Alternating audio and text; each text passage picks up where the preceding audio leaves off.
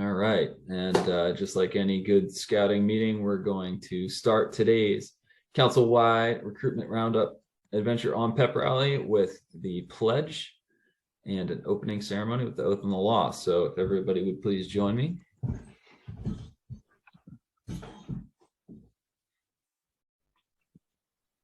Pledge allegiance to the flag of the United States of America and to the republic for which it stands, one nation, under God, indivisible, with liberty and justice for all. All right, and the scout oath. On my honor, do my best, to do my duty, to God and my country, to obey the scout law, to help other people at all times, to keep myself physically strong, mentally awake, and morally straight. And the scout law. Scout is trustworthy, loyal, helpful, friendly, courteous, kind, obedient, cheerful, thrifty, brave, clean, and reverent.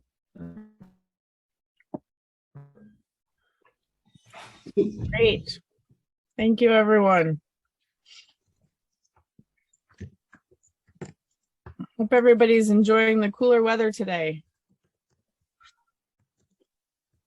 My name is Kim Kraus, and I sent the email out on Sunday, but I am a PAC leader here. I'm a committee chair for PAC 202 here in Bethel, Vermont. I'm also a Cub Scout mom. My son is now an AOL here in PAC 202. And I serve in the work group leader for the Membership and Marketing Committee on the Green Mountain Council Executive Board. And I'm really excited to have everybody here tonight. I see some familiar names, so I'm glad to see that.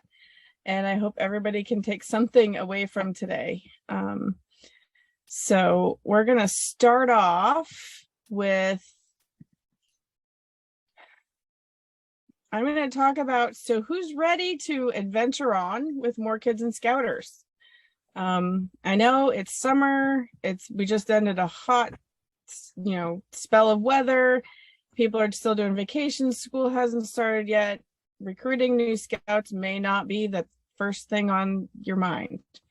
And that's okay, as long as it's on your mind somewhere.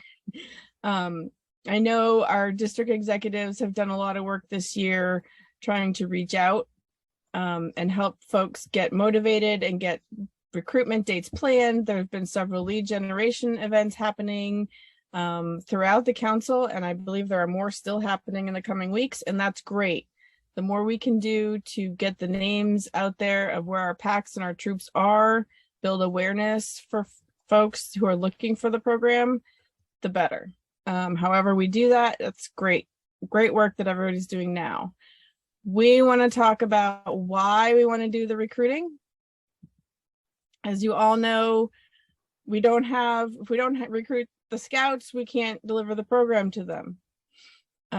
So the more kids we can get involved in scouting, the more of an impact we can have to help support kids throughout Vermont. And really, I think, it goes beyond that. If you think about the idea of a single drop and the ripples go out. So, having a bigger impact to the kids. It's so much fun to connect with more kids and families in your local town. One of the great things I feel that scouting has brought to me and our family is we get to interact with people who live in our community or in our neighboring communities that we wouldn't know otherwise. And I think that's great. I've got to meet a bunch of cool people, a bunch of fun people. Our kids are friends, and we're now hanging out with them on the weekends and when we're doing other things too. And I think one of the biggest impacts we can have is the more kids we get involved, the more kids we get prepared for life. And I have kind of a fun little story I want to talk about. So our PAC went to camp this summer for the first time. Which was great. All of our kids had a great time and they all want to go back. They're super excited. Can't say enough good things about camp. And one of the kids that went, he's a only child from his mom's a single mom. And his mom couldn't go to camp, could be his chaperone. So I was his designated as adult. So I kind of shadowed him around and worked with his den for the week. And that was great. The fun part for me doing that was that I got to see this shy young man. He's only 8, but I'm going to call him a young man. The shy young man who sometimes doesn't always listen, which is typical for an 8-year-old, as we probably all know. But clearly struggles in some areas of life, does not have necessarily the best background at home. But they're doing their best. Obviously they got him involved in scouting, so they're doing some things right. But he's never really cracked out of his shell, even when he comes to our pack meetings.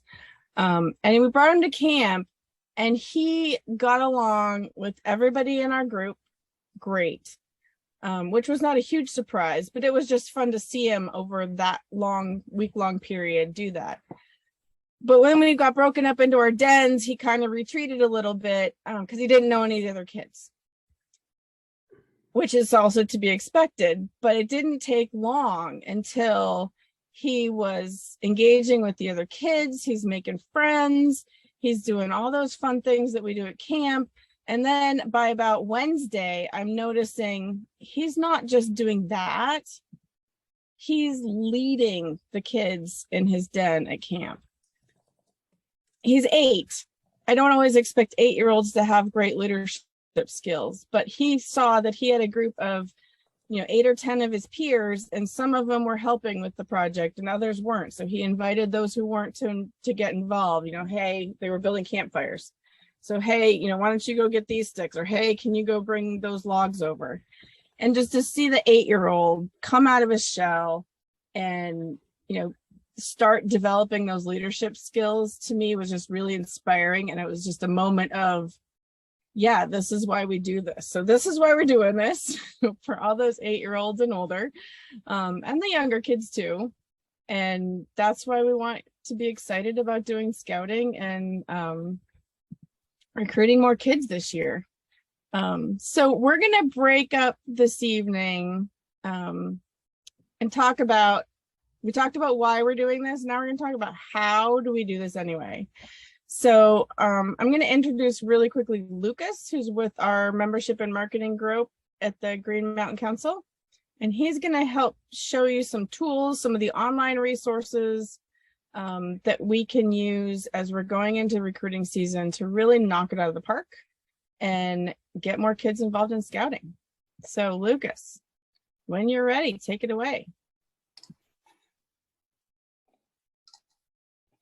So I'm trying to turn on my screen here and making sure that everybody can see it. So if you can, just let me know if you see a screen that says recruitment. So how do I do that anyway? Okay, so if that's good to go, really that's what we need to know, right? How are we going to do this recruitment effort? So as I go down through this PowerPoint, there is a slide here that Kim actually provided this picture to me, and I thought it was really great. So how many times did you join a group that you were never asked to, right? So this right here is right out of Boy's Life, December 1941. And if you can't see the caption on the bottom, it says, there they are, the fellows who should be scouts but aren't. No one invited them. So the real point here is just driving home the point that we need to do that outreach, right? We're all the recruitment people. We are the ones that, we're not going to get anyone involved with that pack or troop unless somebody is there to ask them, to tell them about it and let them know what's going on. So with that, just a little note there that within your troops and your packs, try to have someone set up that can do social media or be that outreach coordinator, because that way there you have a point of contact, you have a person that can make the content once and send it out on social media in many different places. So starting that out is the invite and the follow-up. You'll see that there was a lot of recruiting that has gone on this year.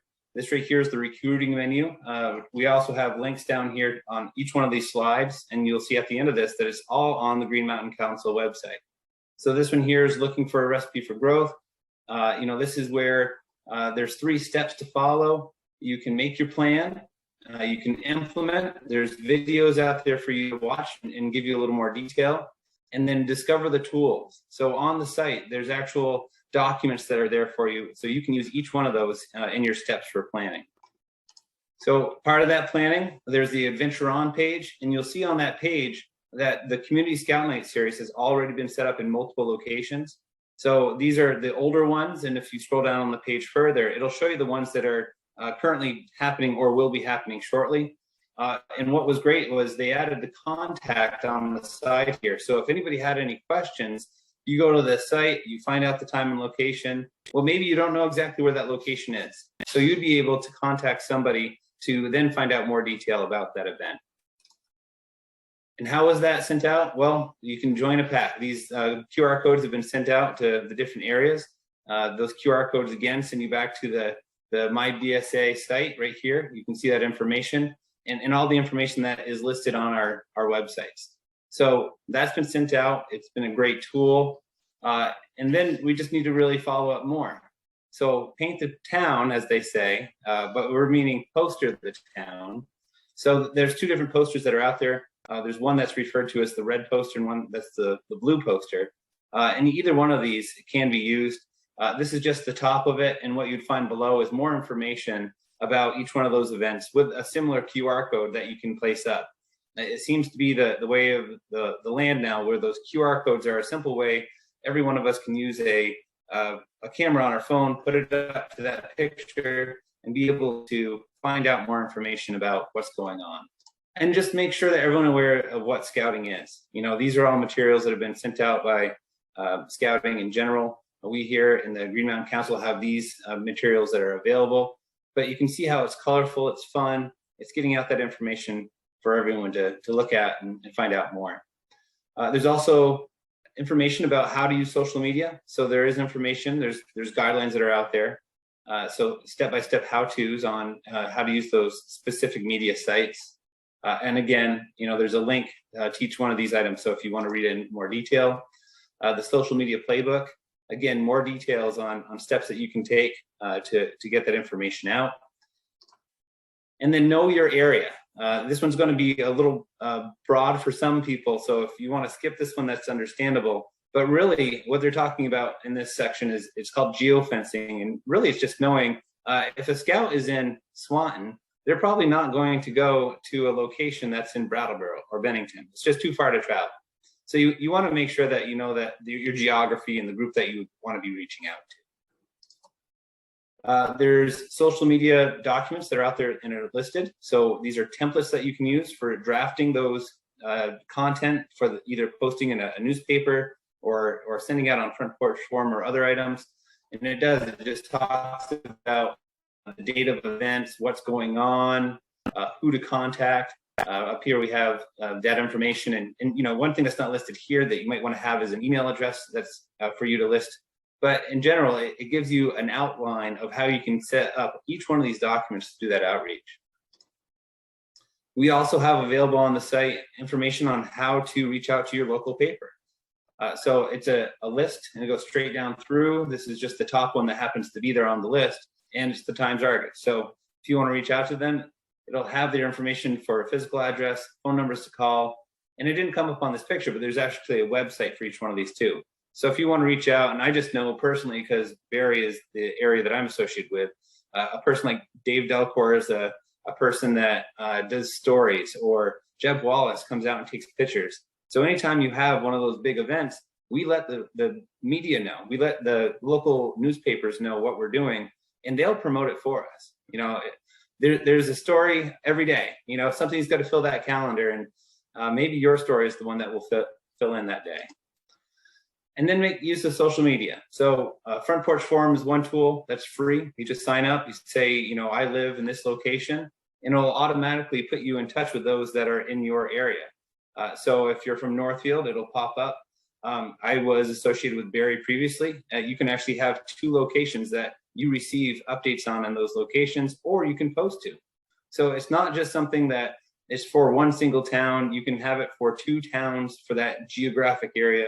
You can partner with others in other towns that maybe they're a parent that lives in Barry Town versus Barry City, and you just want to make sure that the message is sent out in those different areas. Just copy and paste, send it out, and make sure that the message gets out to everyone. Similarly, Facebook, Twitter, Instagram, these are all different tools that, you know, they're free. You can go out and create accounts. if you're really savvy, you can actually have them all linked together. So you post once and it goes to all those locations. So there's a lot of tools, and we can help you with those if you need help on that. But really, the intent of this slide is just to show it's all free. As long as you have that content and as long as you know the message that you're sending out, you can set it up on any one of these sites. And then lastly, it's just wrapping this back up. So it's all free and it's all available on our website. This one right here just goes to the homepage, which you find here. And under the Join Scouting is where you find those first things that came up. One is the recruiting menu and the other is Adventure On. So all the tools are there.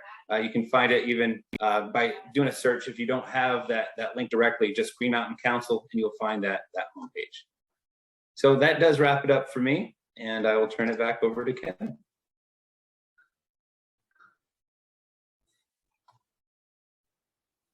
And Kim, I think you're on mute.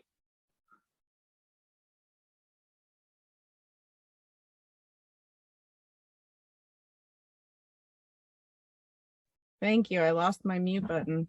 The next thing we want to talk about then is, so then what do you do next? So you get all these people, you know, get the word out that you're going to have an event to help get people to join scouting.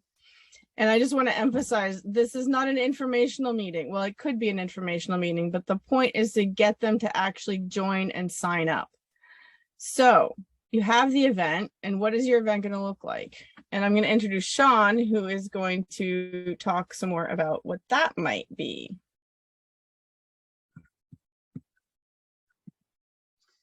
Good evening, everybody.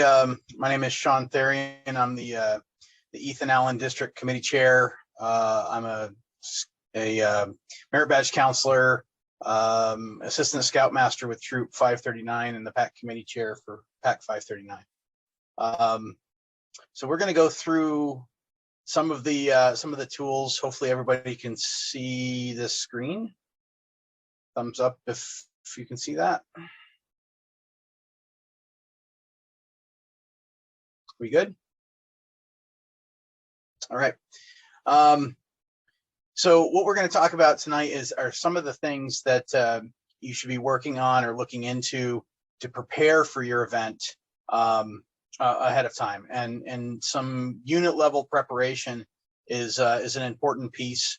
And a couple of the online tools in My.Scouting are your organization manager and your application manager. So your organization manager tool is something that should be reviewed and updated periodically anyway, as you get changes in leadership positions, new committee chair, chartered org rep, something of that nature. But something that would be beneficial to each unit ahead of your actual recruiting event is to go in your organization manager and look up your unit PIN information. This will be your contact person that is outward facing to the public. So if anybody goes on beascout.org, puts in their zip code, is looking to inquire with your individual unit, that's where you can go and update who that contact person will be, their name, their email address, their information. A couple other things that are important to note is for youth applications, the Council National has gone away from paper applications. We want everybody to go and sign up and pay electronically.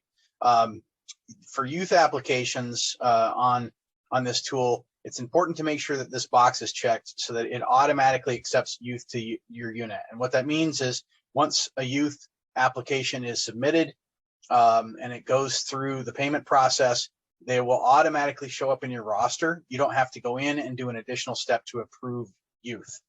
And then this upper section here, this is where the review process will be for any adult leaders that are looking to register with your unit. It's important to know who's in these positions. It's important for the people in these positions that are going to go through that review and approval process to understand the training that is available to them so that they understand how to process those applications. Taking a look at an additional tool is the application manager tool specifically and the training that is available online for that information. If you go to scouting.org/resources/online registration, and if the page will load, there we go. I'll share this. What's helpful to most leaders, if they have not seen this before, this is another helpful resource to share with your unit leaders ahead of time, is have them go and take a look at this page. This page has some helpful how-to videos on how the whole online tools work. These are the tools that happen after the actual online registration using those QR codes that Lucas talked about a few minutes ago. There's videos on how to get started using that tool, how to set up your PIN, how to configure your online registration tools. You know, these are all great videos. They're not long, they're only a few minutes a piece, but it's always beneficial before your recruiting event to whoever's going to be manning your recruiting event and whoever's going to be processing applications after they're submitted, to understand how to process and handle that information using these tools. In addition to that, there are some best practices and fees that we should talk about. So for registration fees, this is a question that always comes up and is always a needed information that people want to see or know about before your registration event.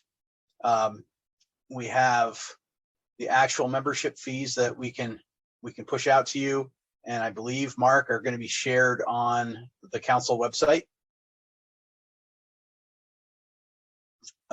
So these are the registration fees effective August 1st of this year that'll roll into next calendar year. And it's important to make sure that this information is available. When people go to register using the QR codes and doing the online applications, it's going to ask for payment electronically at time of registration. So paying with credit card, paying with PayPal are going to be options for those parents, for those adults. And these fees are going to be included automatically. The national registration fee, the council fee are all going to be included, and the one-time new member joining fee will be included as well.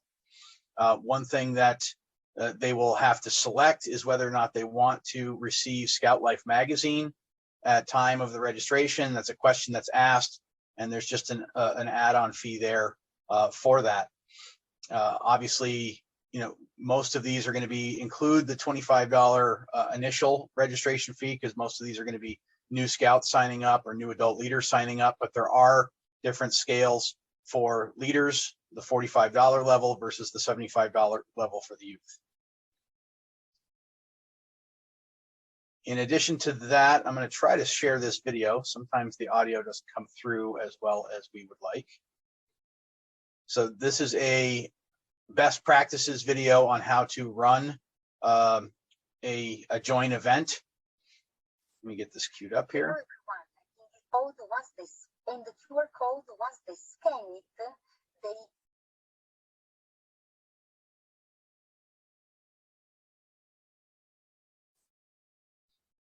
Oh.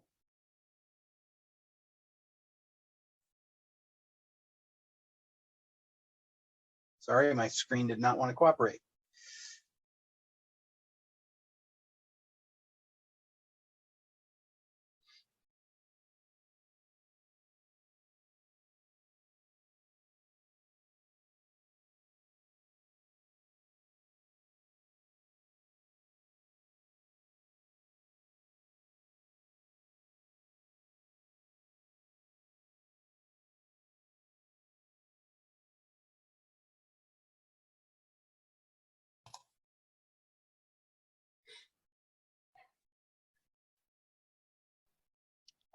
I'm not hearing sound. Yeah, I don't know if we have sound in the way that this is set up, but you can see how that this is set up. We can probably provide that link to individuals as well, so they can see it afterward. Yep, Mark just put it in the chat. Thanks, Mark. Yep. So basically what this video does, it's only a 3.5-minute video or almost 4-minute video. It talks about best practices on setting up your event, making sure that, again, it comes down to prep work. So understanding who your new member coordinator is going to be. That's it. One of the most critical pieces. This is a new dedicated position that is recognized by national, that units are encouraged and expected to fill. And really what that person's entire role during these joint events, they're the face of the unit. They're the ones out that are trying to interface and get to know every adult that walks through the door on a first name basis. They're not running activities and games. They're not actually processing the signups themselves. They're out there talking about the program, interfacing with adults, trying to answer questions that might come up, encourage people to register and sign up that night.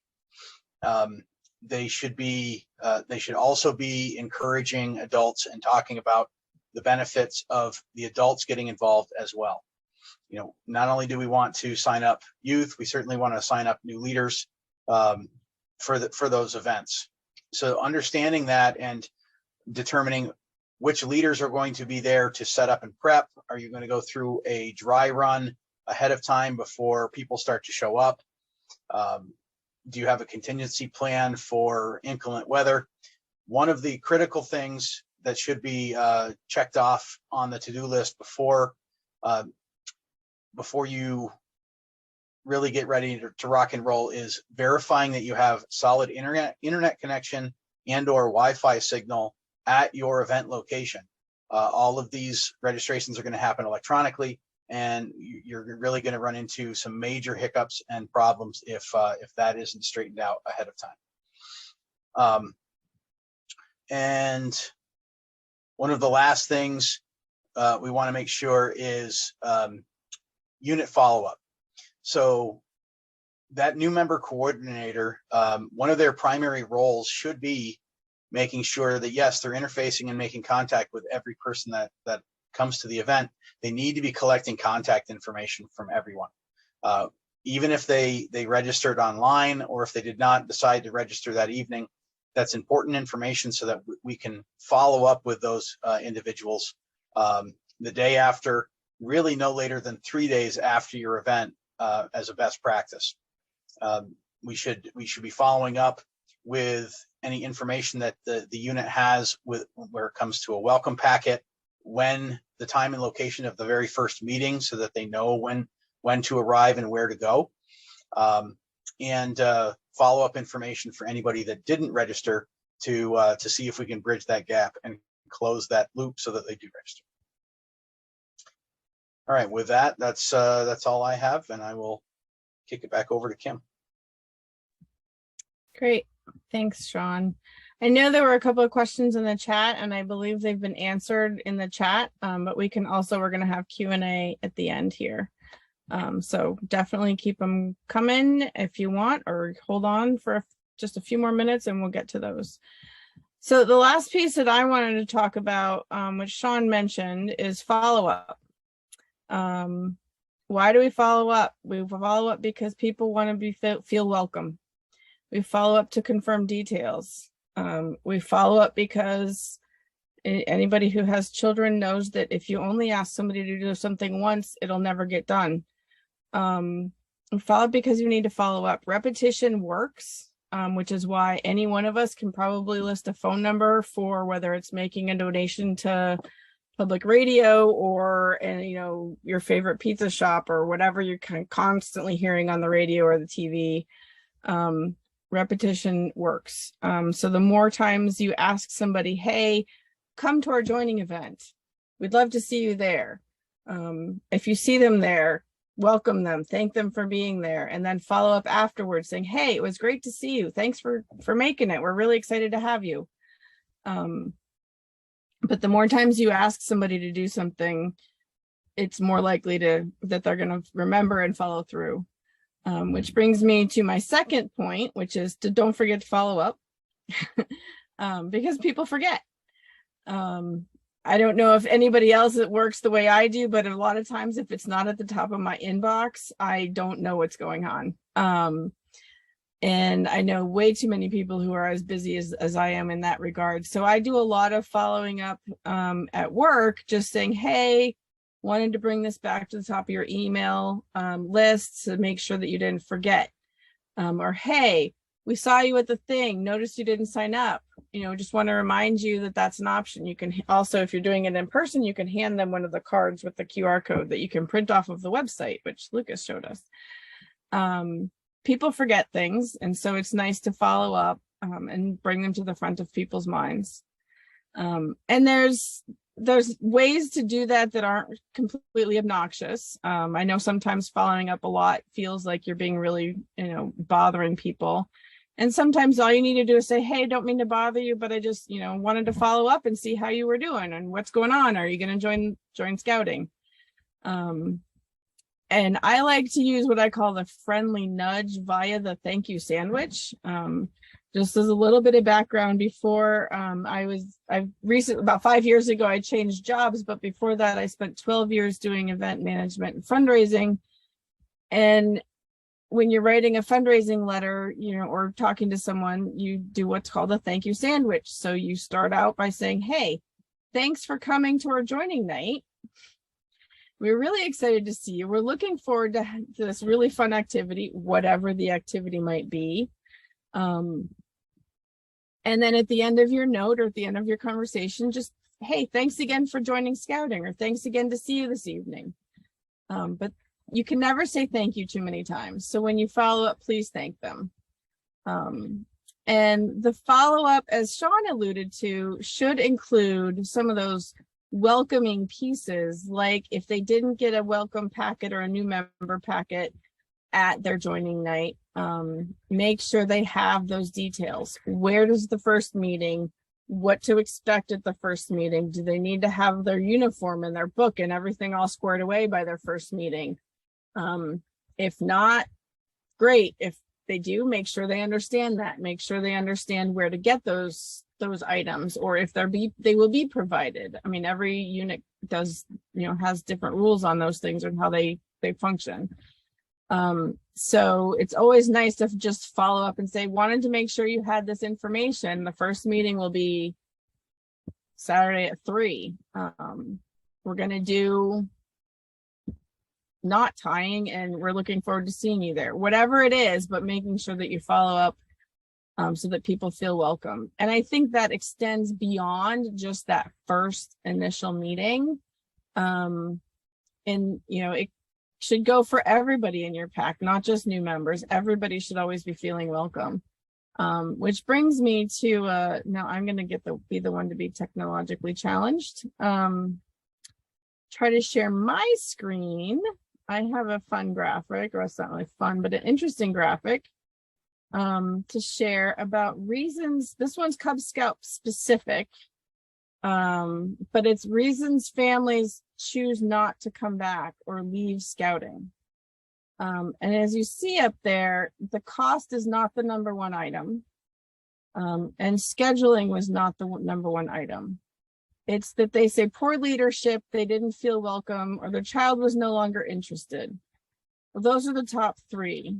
And the poor leadership can also be chalked up to they weren't being communicated with. Nobody was following up and telling them what to expect and what was happening. May not always be the case, but I think that's probably a big piece of it. And then number 2 is making sure families feel welcome. If we can tackle those 2 things, then we'll be able to keep more kids in scouting once they join. And it starts at the very beginning. So don't forget to follow up.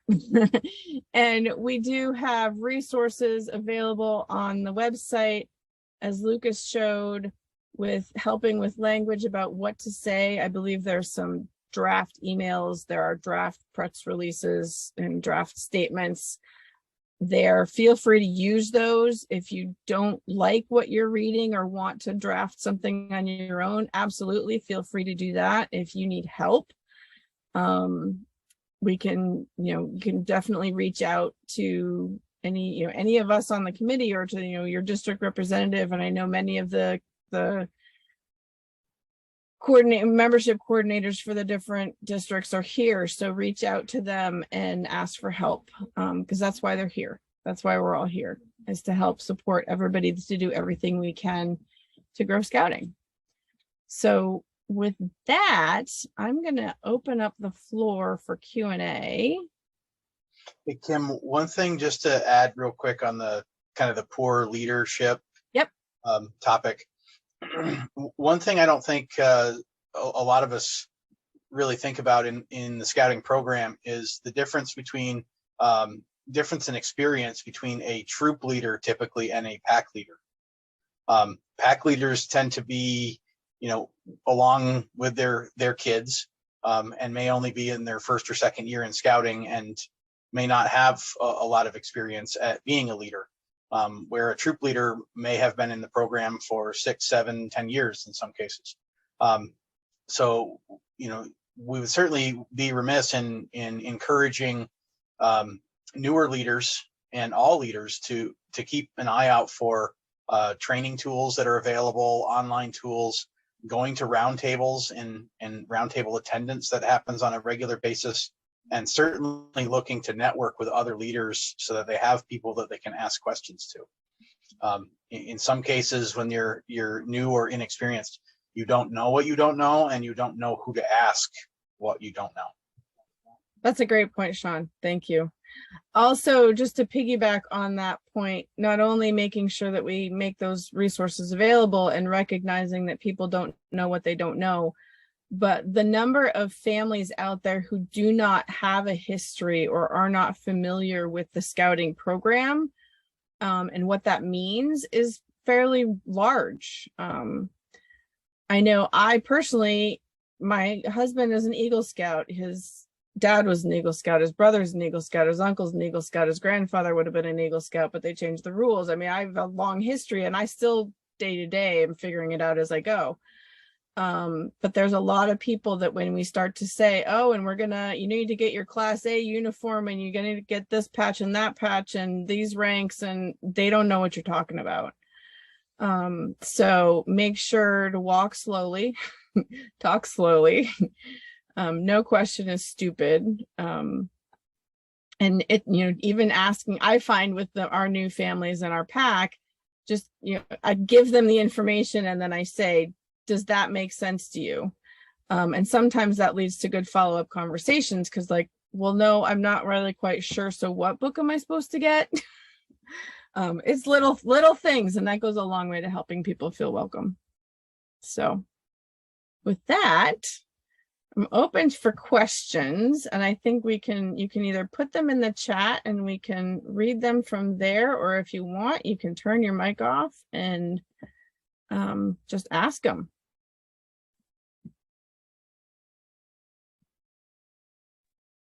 There were some questions earlier about fees. I believe those got answered, but just to recap, the fees, what was the fee question? Does the new member a fee apply to adults as well? No, that is just for youth members. One interesting part or piece that may come up as we are coming out of the COVID-19 pandemic is maybe you had someone who was a member back in 2019 or early 2020, and then they are now no longer a member. If they rejoin, my understanding is because their membership lapsed, they would be assessed that $25 new member fee.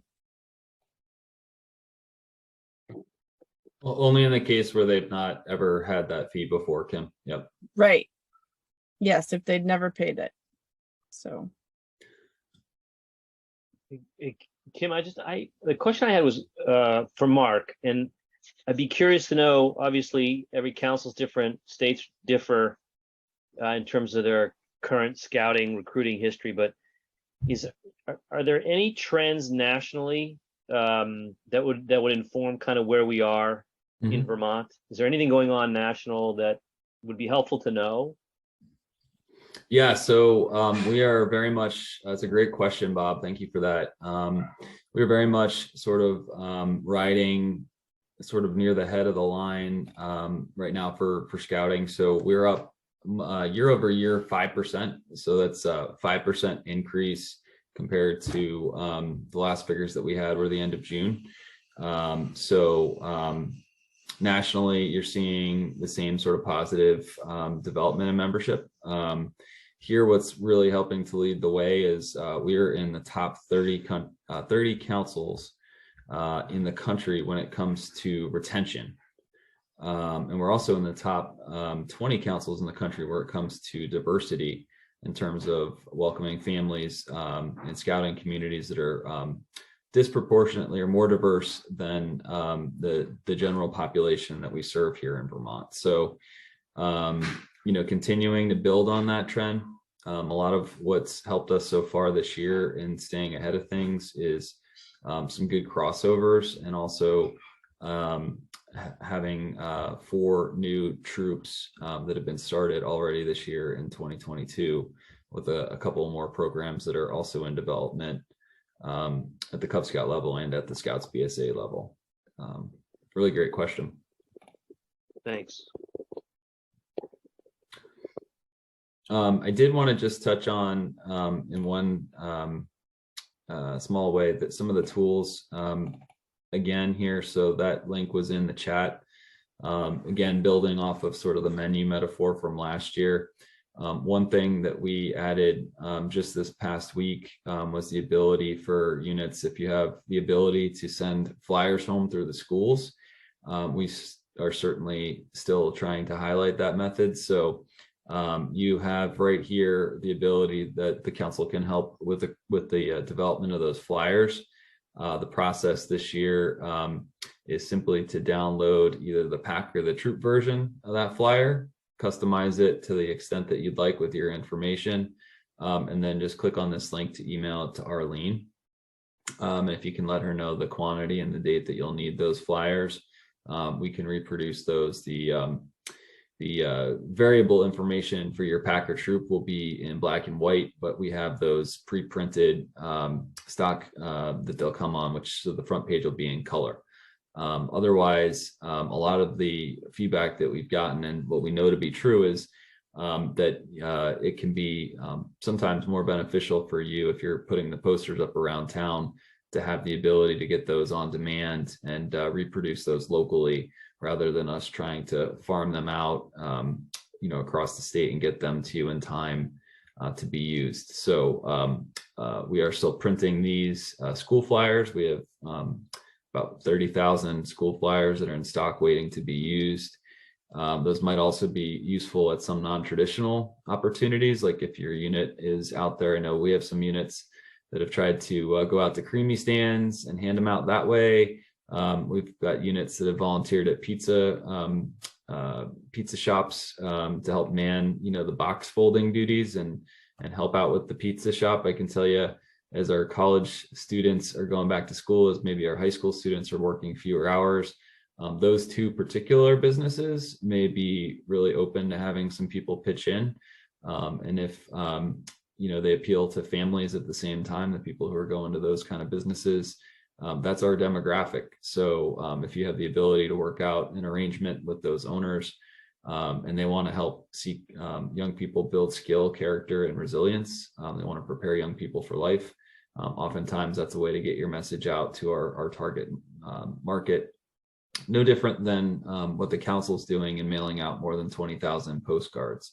So those first rounds of postcards should actually start to hit just next week, around the 15th through the 20th is when they're time to go out. I think that was the only other new tool that's sort of recent here. But you will see, if you are familiar with this page, that we've highlighted in red some of the new tools that are here. If you at the local level need to download your QR codes, again, for those rapid registration cards, that information is here as well. So you can download that as a Word document, and you can use that locally if you want to put those out in different formats. They print very nicely on an Avery business template, a business card template. That's what we used when we sent those out to your respective unit leaders earlier this year. And they're reusable. They never go out of date, and they're good for adults and youth equally. And when somebody's snapped it with their phone, you can ask them for the card back, so you can hand it right to the next Cub Scout that might need to join in the future, or Scouts BSA youth that might need to join in the future. I know we've got a couple lead generation events going on, and I did want to just share a best practice that I think Lucas pioneered at an event earlier this year. But when you're using the URL or the these cards here, if you're in a situation where somebody says, I'd like to do the inflatable archery or the Gaga pit, but they just don't have a smartphone or something like that to use the QR code, and you're using this tool to capture their information. One of the best practices that Lucas was pioneering was that as you've got some downtime, some volunteers there, you can actually, as the volunteer manning the booth, go to the same lead generation website and input all their information. And what this does, when you go to this QR code, which is just a simple, it's just a simple form in Microsoft, is it aggregates all their contact information that you saw on these cards. And at the council, we're able to turn that back around and send it to you as data that you can actually use to email folks or call them back and know that they came from, let's say, the Addison County field days that are going on right now. So historically, we know that if we get these cards filled out, they can end up sitting, in a desk drawer. And again, pointing back to Kim's comments, most of the time, almost 20% of our people either never connect with scouting or don't stay involved because they say they were never contacted again. So we're going to do our best. If you get their content digitized, they can hopefully do it themselves with their smartphone, snap this picture, and then that's a record also for us in case something should happen. Not that we would expect it to happen, but I think Miss Lucy would tell you that stranger things have happened than people getting hurt in a Gaga pit. But in case something should happen, now we actually have a record of, a family that was actually at our booth versus somebody that just was a passerby and may have been confusing scouting with another organization at a lead generation event. So this again is a best practice before somebody's able to take advantage of that activity that we've provided. Just like anything else, it's good to have a record of who's involved, and those lead QR codes and the website they're associated with are the most practical way to actually capture that information and be able to confidently then be able to follow up and talk to the parents if they do have an interest in the program.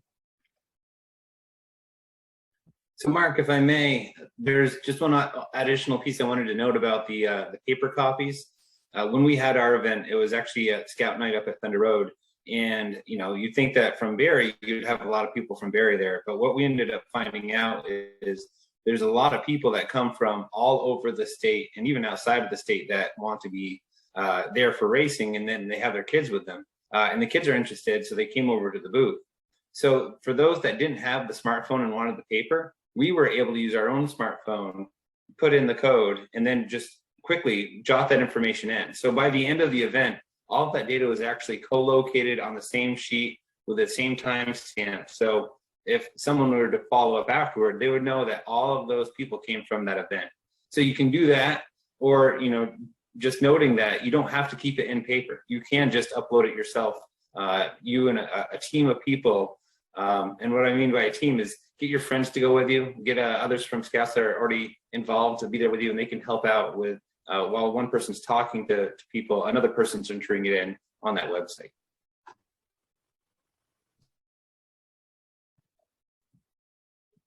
Great.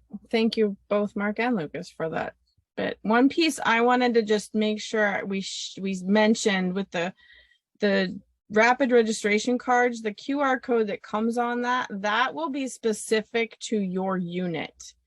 So your unit gets to use that to register kids for your unit, and you can't give that out to folks interested generally in scouting for more information or to help them find another unit.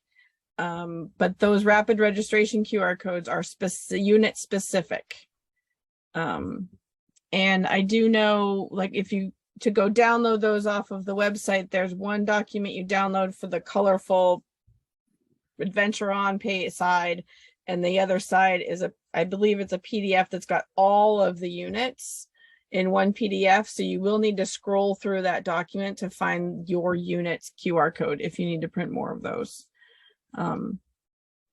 Yeah, for field days, Kim, we I was prepping a bunch of materials, so we made sure there's 10 units in Addison County. We made sure we had the individual QR join cards for all 10 units in case they needed to get handed out.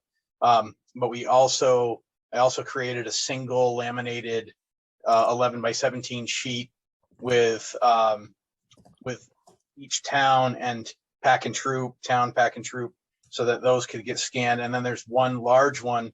So if there are people at the event that are interested in scouting, but are not from that town or any of the other towns that might be applicable, maybe they live in Essex or something else, it was the QR code that goes to the Adventure On page that lists the dates and locations of all of the events that are happening. So at least they can get that information, and they can get to the contact information that Lucas talked about earlier. So I'll show you guys just now what happens on the back end. This is a form that's generated every time somebody uses that lead generation QR code or just the website. And it's just asking for that simple information on those cards. But you can see here, this is one that was generated earlier today, actually probably from Addison County Field Day. So we're able to spin these around and based on the town, get it back to the right unit and follow up with these folks, both with the help of the unit and also as a follow-up, even from the council, because this all ties to, again, when they're going to connect with those, hopefully, community scout nights that we have coming up. We're hoping to do something similar. We've got a booth at the Champlain Valley Fair for recruiting, and our goal is to have like a map of the state and have the QR codes basically for all the units in the state, have those available there. And anybody whose unit is in, the Chittenden, Addison, Franklin area, if you're interested, Mike Smullen is working on getting asking units to take shifts. And we have day passes for the fair that came with the booth. So anybody who's interested, poke Mike Smullen or me. I'll get you in touch with Mike. Kevin, after the end of this coming week, we should probably kind of contact and, hey, best practices, what was working good at the fair, what didn't, and then maybe you guys can tweak stuff to help you. Yeah, that'd be great. That'd be helpful for us working on a booth at the Tunbridge Fair. So getting any sort of debrief feedback, what worked well. Our event's not till mid-September. Yep, great.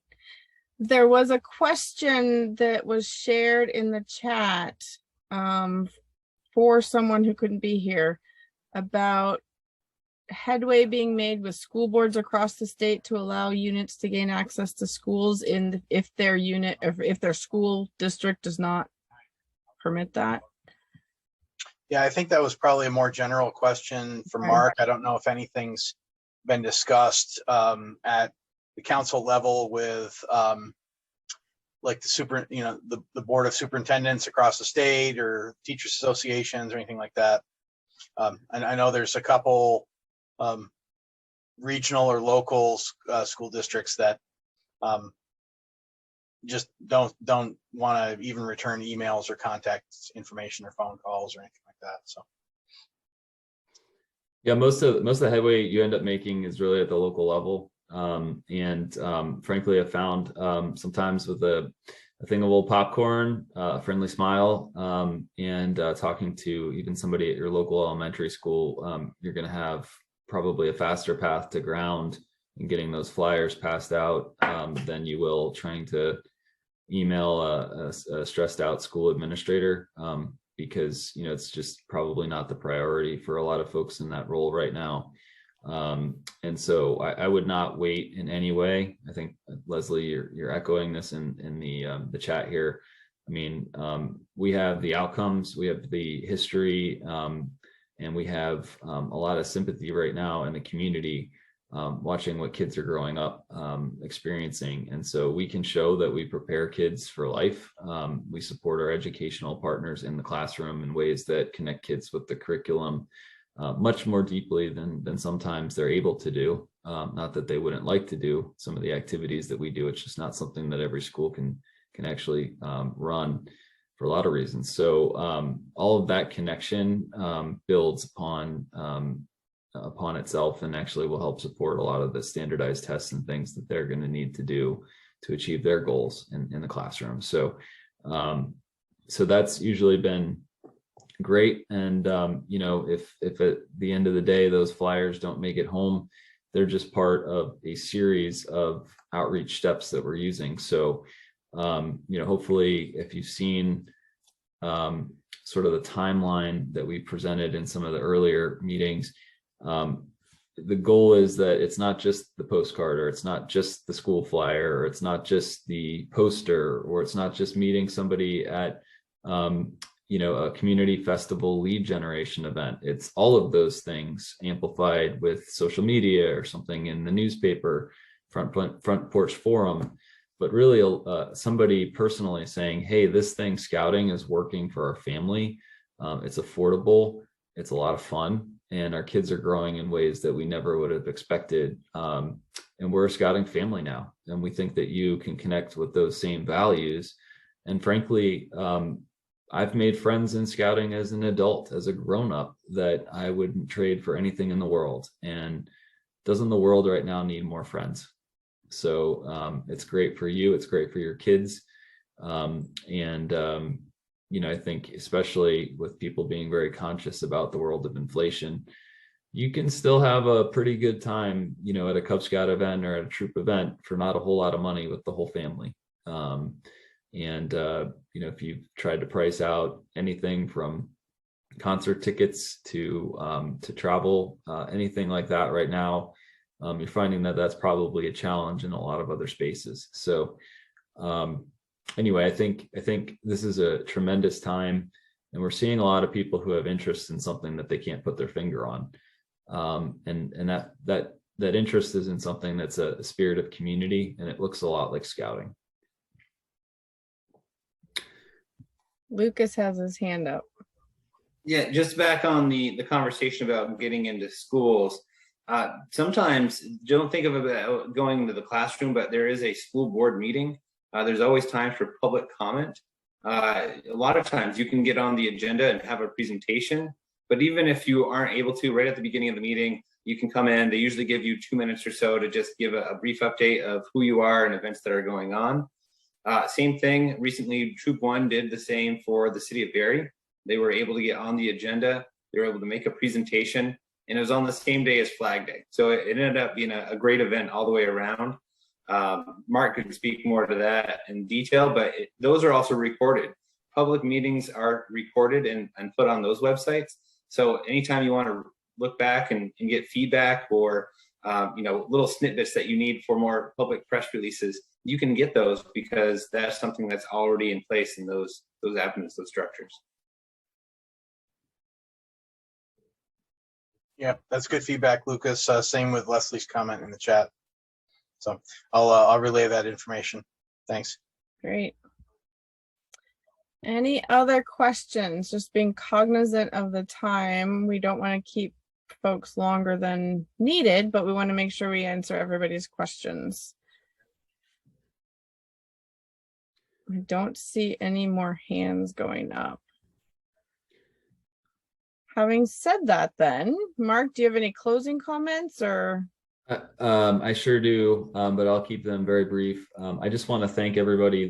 The council here, on behalf of our scouting community in Vermont, has a tremendous group of volunteers that have come together around this issue. A year ago, we didn't have a membership and marketing committee. Kim, you've really come together with about a half dozen or so regular volunteers that have been meeting every other week since Thanksgiving. To get the tools that we need in place to support all of our packs and troops across the state, to pioneer different technologies, to take as much of the friction out of the process as possible. So we used to get on these and hand out, a bunch of paper and things where people would have to try and calculate the different prorations for membership fees and have to explain to people how to go to beascout.org and put in their zip code, and then hopefully they link to the right pack or the right troop and all of these things. And my hat's off to everybody on that group who built this from the ground up.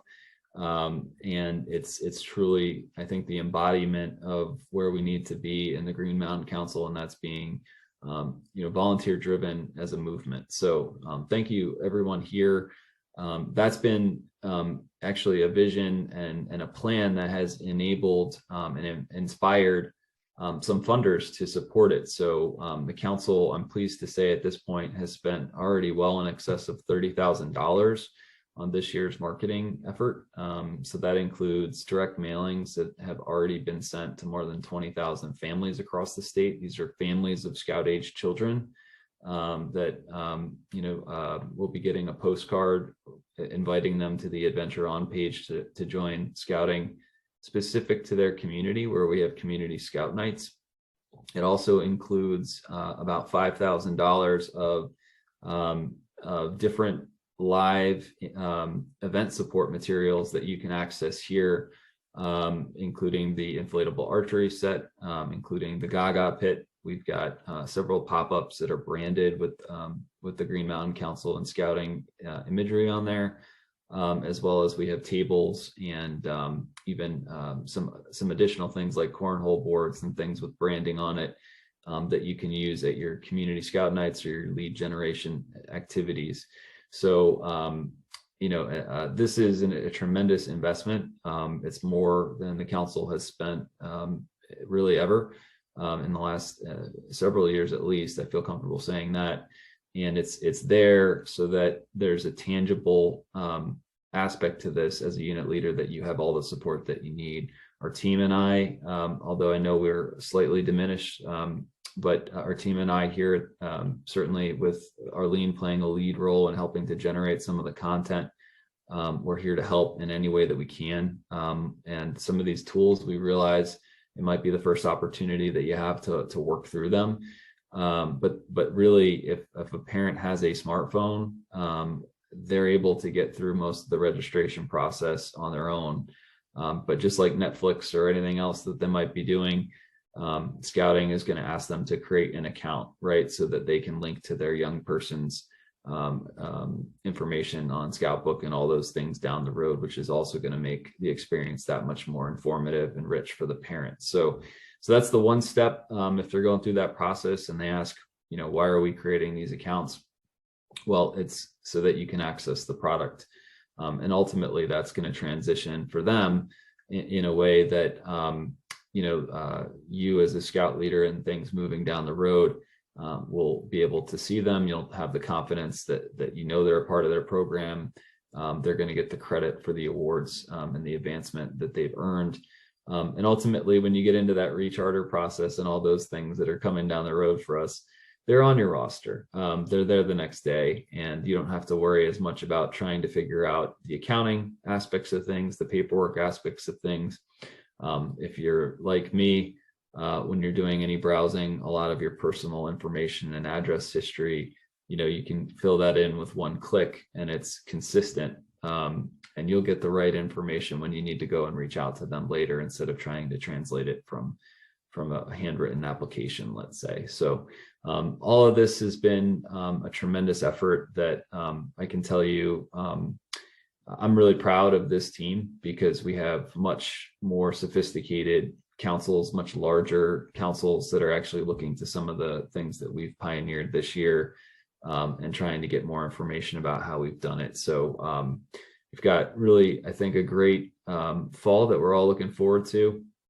When you think you've asked somebody to join scouting enough, ask them again. And Kim was absolutely right at the beginning that our community scout nights are the time to affiliate, right? They are the time to join and become a part of this community. So if Francesco is here, she would say, when you're planning those nights, make sure you have, I think, like a regular friend activity or something like that.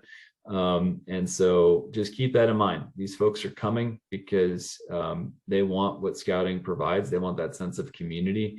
For me, community looks like something that my wife, my daughters, we can get involved in right away, right? We don't have to pick up on the jargon. We don't have to have a new whole outfit.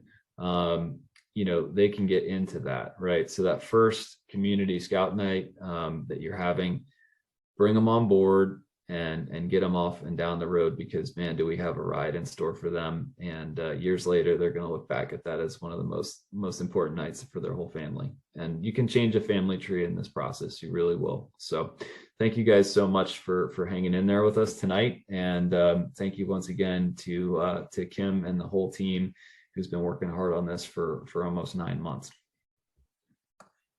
Thanks, Mark. And thanks, Lucas, and thanks, Sean, for sharing your expertise tonight. And if you have any questions, please don't hesitate to reach out. I'm going to throw my email in the chat really fast. I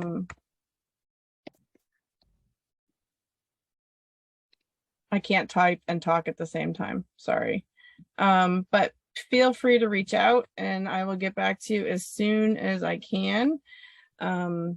And if I don't know the answer, I will direct you to somebody who I think can help you find the answer. All right, with that said, everybody enjoy the now cooler weather and pass this information on to other leaders in your units or other leaders that you do come into contact with, and we'll send the recording of the video out. So thanks for taking the time.